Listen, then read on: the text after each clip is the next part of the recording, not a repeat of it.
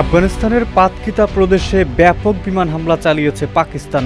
এতে নারী ও শিশু সহ কমপক্ষে ৪৬ জন নিহত হয়েছে বলে দাবি করা হয়েছে।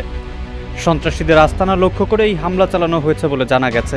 বুধবার পৃথক প্রতিবেদনে তথ্য জানিয়েছে ভারতীয় বার্তা সংস্থা ANI এবং আফগান সংবাদ মাধ্যম খামা প্রেস।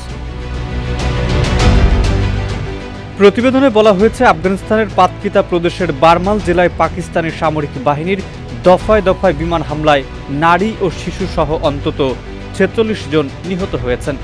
নিহতের সংখ্যা আরও বাড়তে পারে বলে আশঙ্কা করা হচ্ছে।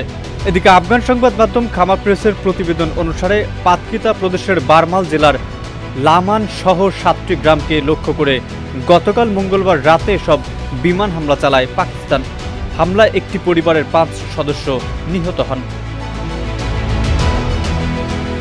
প্রতিবেদনগুলোতে বলা হয়েছে, বিমান হামলায় বারমান জেলার মুর্গ বাজার এলাকার একটি গ্রাম ধ্বংস হয়ে গেছে। এছাড়া বিমান হামলার ফলে বেসামরিক মানুষ গুরুতরভাবে হতাহত হয়েছেন এবং ব্যাপক ধ্বংসযজ্ঞ ঘটেছে, যা এই অঞ্চলে চলমান উত্তেজনাকে আরও বাড়িয়ে দিয়েছে।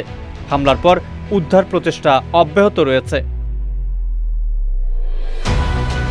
এদিকে পাতকিতার বারমালে বিমান হামলার পর তালেবানের প্রতিরক্ষা মন্ত্রণালয় প্রতিশোধ নেওয়ার প্রতিশ্রুতি দিয়েছে।